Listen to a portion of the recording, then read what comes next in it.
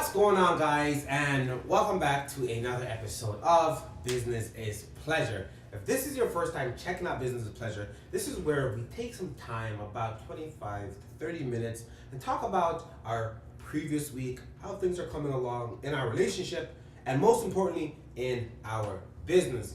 My name is John Francis. I am the co-owner of the Clarendon Trading Company, and beside me is the beautiful Colette Monique Liebert. She is the co-owner / co-founder of Clarendon Co. You know what's funny? I'm gonna stop saying you're a co-founder because you weren't the co-founder. No. You weren't even a founder. No. Like, you know what I mean? So you're the co-owner, of course, but like, I'm gonna stop doing that because I give you too much credit. I found this, but I needed to I need to find a way to make the company better. So I actually want to ask you for your help and make it come on this journey with me. But I'm the founder though. She is the owner, but I'm the founder. But the way we always start off Business is Pleasure is, how was your week? I say my week was good. Let your chains hang. What's wrong with you? Oh, sorry. Yeah, let your chains hang. They're a little tangled though. Don't worry about that. Don't worry about it, sweetheart. Let your chain hang. I feel like my week was good. It was a little bit off for the both of us, I feel like, because I feel like sometimes when you're in business, like, you forget that it's always like It's go, always on. go. There's no like Not necessarily go, but it's like, hey, you have to go. There's always something that you can be doing, whether it's big or small, or like even if it's just something as simple as like replying to a message or responding to an email. Like there's literally something for you to do always. And I feel like at times like that has the potential to get a little bit overwhelming, especially for us, because like we don't say like, hey, okay, from this time to this time, let's not work on the business, let's just have time for ourselves. We don't really do that. We'll kind of just do our everyday lives and then have the business running in between and within that. So I feel like this week for us, we kind of just like took a little bit of like a rest, I would say, an informal rest. We kind of, I don't know, I'd say like veered off from our like usual We called in routine. sick a couple days. Yeah, Called in sick a couple days. For example, like we called in sick for our business for a couple of days and we just kind of like veered off. And I feel like it's okay to do those things, but I feel like we need to plan for them.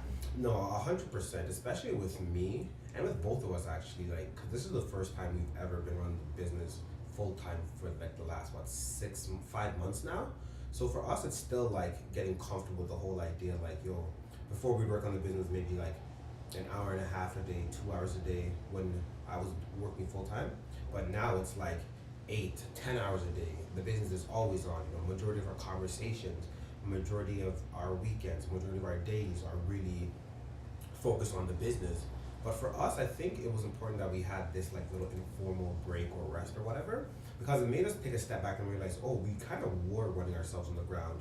We kind of were starting to become a little bit, I guess, more or less maybe like not as like dedicated as we should be with the business. You know what I mean? Yeah. And I think that really showed because like one, like we like stopped working as hard on our social media. We stopped putting our content as good as we do. Mm-hmm. Our sales even suffered a bit, right? Mm-hmm. So I think with us realizing like, hey, like we can't just jump off the horse in the middle of the race. We kind of have to like ride it till the end, and then for the next race decide what would be best. But at the same time, I feel like we both kind of, in a sense, like needed that break. Oh, 100%. We both kind of were like, I don't know, not like in a rut is the wrong word, but just kind of like almost in a rut. Like I'm not done. Wait, let me finish. Not in a rut, but more so just like we were exhausted. Yeah, exhausted. And we were kind of like stuck in a routine of like every day doing this, every day doing that, every day, and it was like, oh my gosh, like it was. Like overwhelming is the wrong word. It was just kind of like exhausted. I need a break. Yeah. I need a second. Yeah, because I think overwhelming is to say like, oh, we couldn't handle it. It's not that. It was too strenuous on us. No. But I think for us, what it was, especially for me, in ways, was just like I was just exhausted. Like I felt myself maybe like losing a bit of interest in the business. I saw myself maybe like being a bit distant. I saw myself not like applying myself as much as I should to the business, you know. And again, it goes back to like, I think vacation is also like a euphemism for procrastination. Sometimes you do need to procrastinate if you use it as a tool to understand like, hey, right now, why am I taking this break? Right now, why do I feel this way, you know? And I think it was good because it allowed us to finally like have a conversation with one another to be like, why do I feel this way about the business right now? Like, why is that when we go to events, like we're feeling a bit annoyed, or we're feeling like, oh, I really don't want to do this. You know what I mean? Yeah. And I think that's why it really helped us like have that conversation with one another, just to be like, hey, like I really don't feel as like motivated as I did before. Do I care as much about the business? Of course I do. But do I feel as motivated? Do I feel as inspired? No. And I think like sometimes taking that break allows you to analyze and just like really have a look at everything to be like, why do I feel this way? And also like get like re-motivated and re-inspired, because like when it comes down to it, like motivation isn't like a real or like tangible thing a lot of the times. A lot of times motivation is just like a feeling, right? So you need to have something to be motivated about. And like if you were motivated about your business initially and that changed over time, you need to refocus and be like, okay, what about my business can I use, or what aspect of my business or component or service or product can I use to re-motivate myself again? Or if it's the end goal or the end whatever, the end result to refocus you, like use that. And I feel like we both kind of like lost focus of like what motivates us and what's like our reasoning behind like what we do for a second. And I feel like we just kind of needed that like resting period to be like, okay, like we had our time, this is what, and now let's get back to work. Like let's get back to what we do best. Exactly. For me, what I think that maybe pushed me to like feel a little distant from the business was, yeah, I think like for myself it's something new. And one, every time April comes around, when I was in college, that was like bam, end of the year, take a break off and then prepare for the next like 8 months or whatever, you know. So I'm assuming that's like the way my brain was thinking. Yeah, because April and September, those are my New Year's for myself, you know what I mean? Yeah. Because it allows me again to procrastinate, have a look at things. But overall, I think it was a large portion of my instability for the business was really, oh my gosh, I just had it a second ago. Why did I do that? A lot of it was really motivated by the fact that I was really being impatient. Like, you know what I mean? A lot of it was like, oh, well, we had a financial goal, I want to reach it now. We have career goals, I want to reach it now. Like, you know what I mean? It's like, we both know, we have a good understanding of our timeline, the things that we want to do.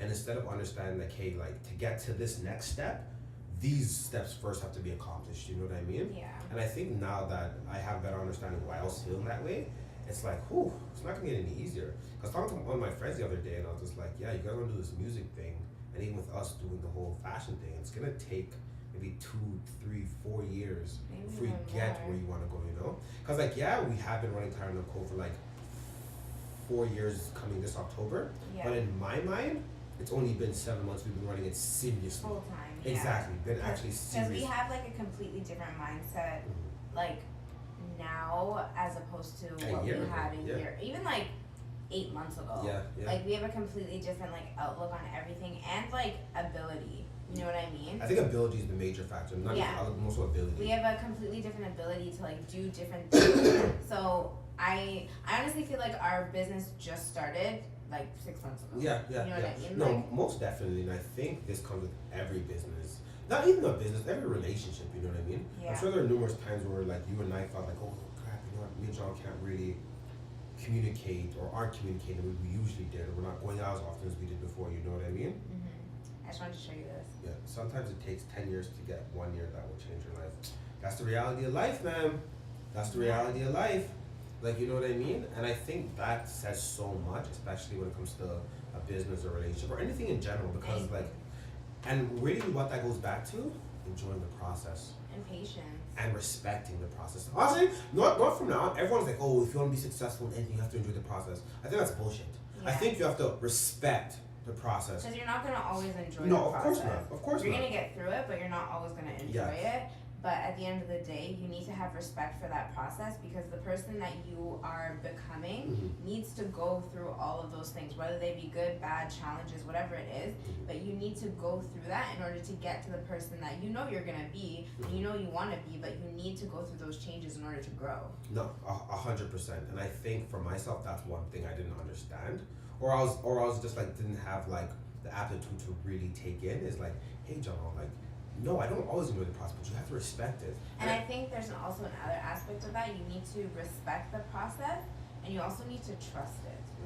Because it's so easy. I feel like that's where at least like for me, like my lack of patience comes from is because I'm not respecting and I'm not trusting the process.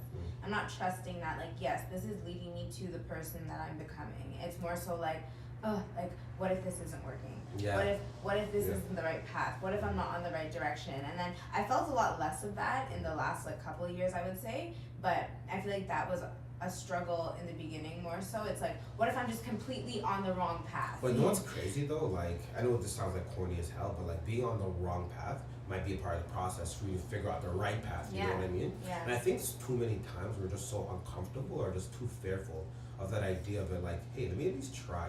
Like, you know, because like what? I'm 29, you're 28. Realistically, like, I'm not gonna say like, oh, we're in the prime years of our lives. No, we actually are. Like, we're in our 20s. Yeah. We're in the prime years of our life. So like, for us, this would be the best time to actually try as many things as possible. You know what I mean? It's like, well, we don't have no crazy mortgage. We don't have any kids that really restrict you from.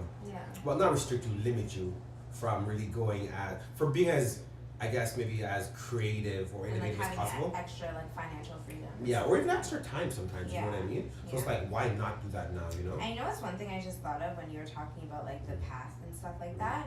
I think it's important to frame it in, it's not like the path, like it's not like picture your life and picture like there's like this path down a road, this path down a road, this path down a road. It's not choosing between either of those paths, it's your path, your life path. So whether you choose this one, great, it's gonna lead you to where you're supposed to be. Whether you choose this one, great, it's gonna lead you to where you're supposed to be. Whether you know what I mean? Like it's not, you don't have to fixate and like stress and worry about the path because it doesn't matter what the path is. It's your path that matters. You know what I mean? No, I definitely agree with that and understand that. And I just wanna, for me personally, I just wanna get more comfortable in realizing like, hey, like, and sometimes the path changes. Sometimes it gets rocky. Sometimes you have to climb a couple mountains. Sometimes you have to swim. Like, you know what I mean? Like, you're not always just on this smooth walk through life. You know what I mean? Like, a lot of the times you get lost on the path. You know what I mean? But still, that's part of it. You know, you still need to persevere and just continue going on. You know, and that's what I forgot about business. Sometimes it's like, sometimes it's not your product. It's not your community. Sometimes you're the issue. Like, you know what I mean? And I think over this last couple of weeks, I've started to realize it's like, if we want to make $1 million in a business, or if we fail to, that's on us. That's our. Like, you know what I mean? And I think one thing that like we always have to, let's keep in the back of our minds that anywhere we want to take this business, it's on us. We're the ones that are going to be responsible for the failure and the success of this business. You know? So I think that's always important, man. That's always important. But of course, if you don't understand the type of person you are, what you want for your lifestyle, and what you want for yourself, it's going to be difficult to really find that path. You know, that right path, you know? But speaking of paths, I think one path that we've been really focusing on and really been working well for us over the last maybe like 2 years, I would say, events. Like, you know, of course we're picking crappy events, and now we only pick events that we've been to before, or events that we've heard like really good things about, you know? And this weekend, this event that we went to is called Soul Exchange. Had good event there, had a bad event there, had good event there. This weekend, had another good event there. So what did you think about Soul Exchange this weekend, and what's your takeaway? I think it was a great event. I think they did a really, really good job like curating it as best as they could. So it was like a little bit of like hypebeast, a little bit of shoes, sneakers, a little bit of clothing, apparel, sports apparel, a little bit But of no, it's vintage funny, apparel. but sorry to even stop you. The craziest thing about that is like, they're not the ones curating it. It's not like they're saying, okay, we're only going to allow these people in there. I think the communities now are becoming so intertwined is that there's a like almost a lap over in terms of vintage and like high-end streetwear and like of course they're picking in people that are relevant to be in the show, and the people that are relevant to be in the show is based off of the community, which like is great for them. Everyone. If they kind of orchestrated it, or whoever, how it worked out. It was a good event. It was really well put together, well organized. It was a really, really good turnout. For this space, like it was well filled. The space, like it wasn't too crowded, it wasn't too spacious. The hours were great from 12 to 6. So perfect amount of time. It was busy pretty much to the very, very end, which was surprising. Usually it kind of like tapers off. But it was a really good event, and I think a large reason why it was such a good event as well is because of the location. They had a very centralized location, which their previous event, it was still like decent, but I think that the one issue that they had was that it wasn't a very like centralized location. Even though it is in Toronto, I think sometimes people, when they're throwing events, obviously I'm not like an expert in throwing events, but I've learned a bit from going to them and being a vendor. People have this misconception that if event is in Toronto, people are gonna come to it regardless.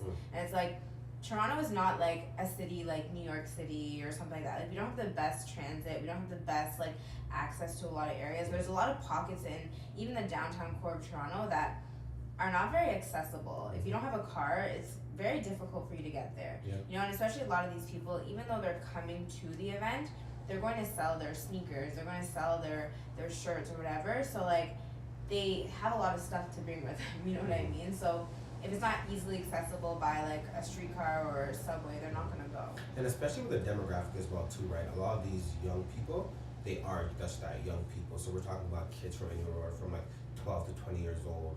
One, we don't know their financial situation. Is it easy for them just to hop on a bus or get a ride from their parents? Yeah. Or even not even that, like the accessibility factor, like what you're saying, right? It's like, well, if there's a kid coming from Ajax now and the transportation is bad in Ajax, transportation is bad in Toronto, plus they have to spend extra money to take the bus, take the subway, and also pay for entry as well too, right? Yeah. So all these different factors that come into the place that may push someone From not showing up. from actually attending, you know what I Yeah. mean? But this event, I think they had a really good location, and also even the way they were promoting it, and I saw a lot of different sellers promoting it as well, that definitely helped out. One thing I would like a lot of people to do, and some events do it better than others, is that if they would send emails out on a continual basis, like, hey, promote the event, or personally message people, you know what I mean? Yeah. Because yes, we pay for the space, and it's kind of out of our hands at that point, and whatever the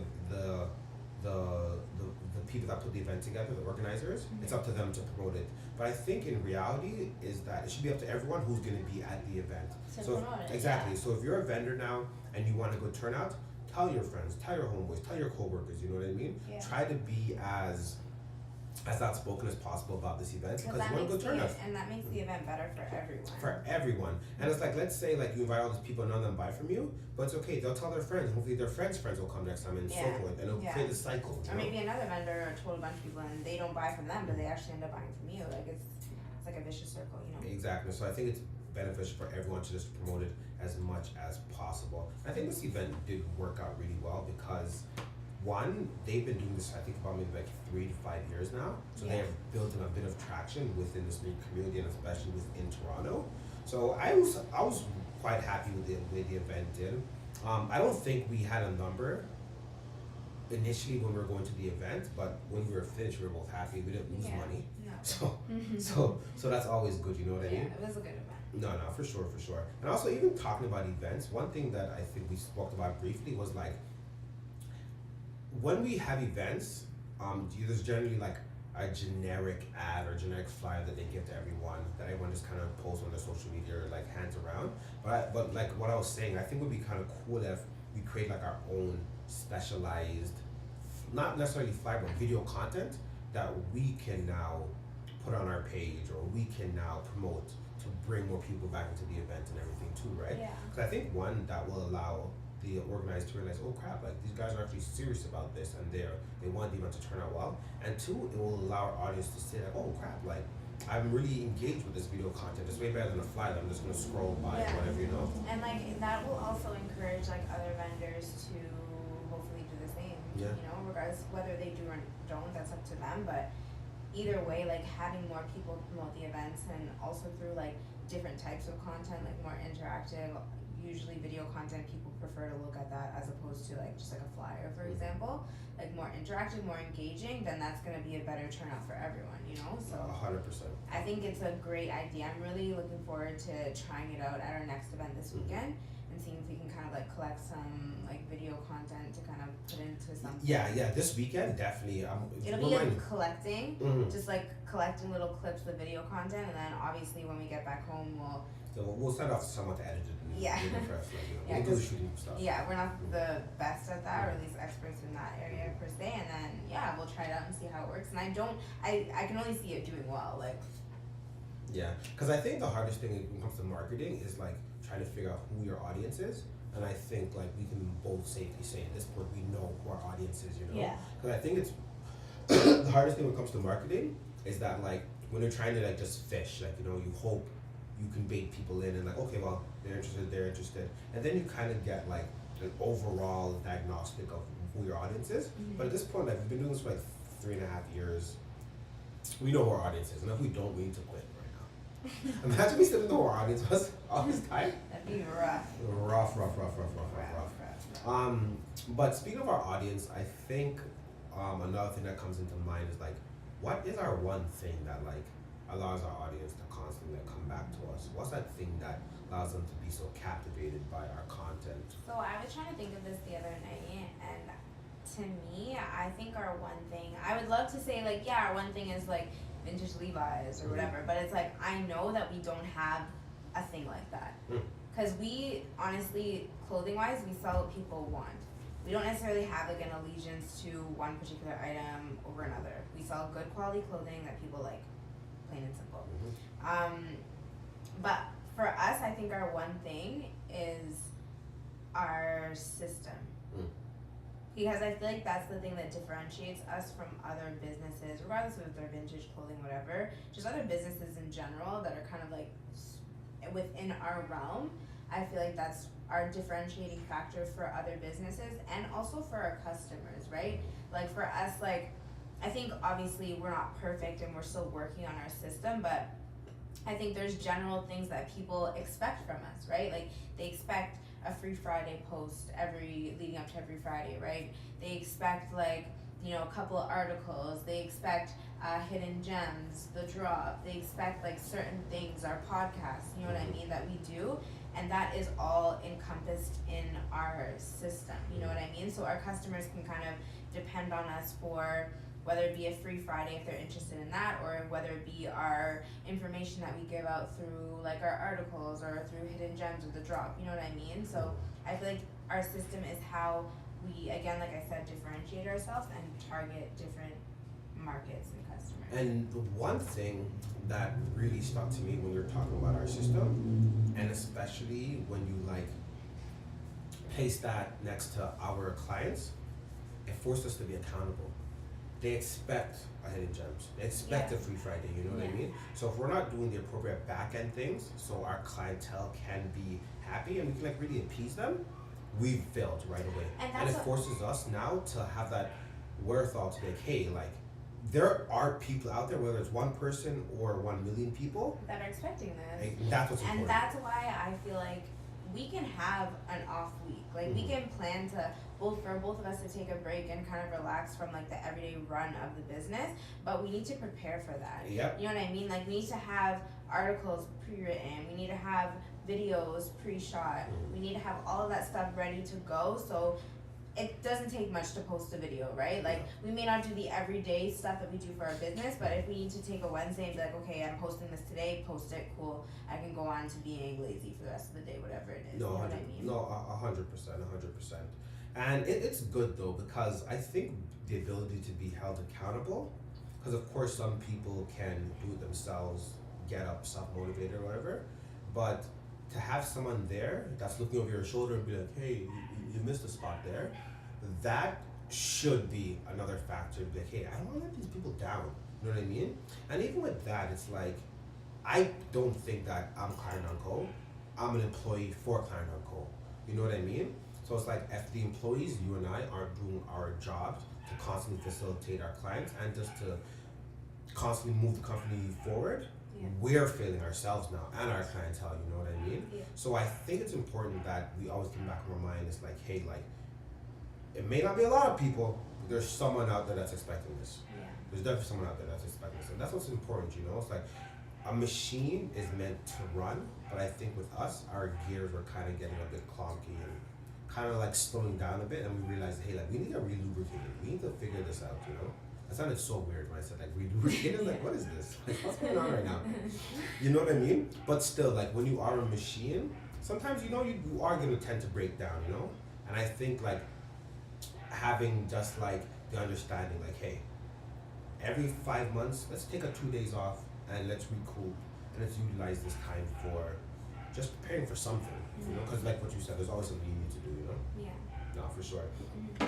But one thing I want to talk about before we we're not gonna talk about it because I actually want to like talk about like Get how cool into it it, is. yeah. Like a good 10 minutes. So yeah, we're about 25 minutes in. Is there any maybe last words you wanna throw out there before we head out? Yeah. So speaking of our You have last words? I know. Okay, let me hear this. Let me hear this. So speaking of our off week, we have 2 back-to-back events coming up this weekend. Back to back.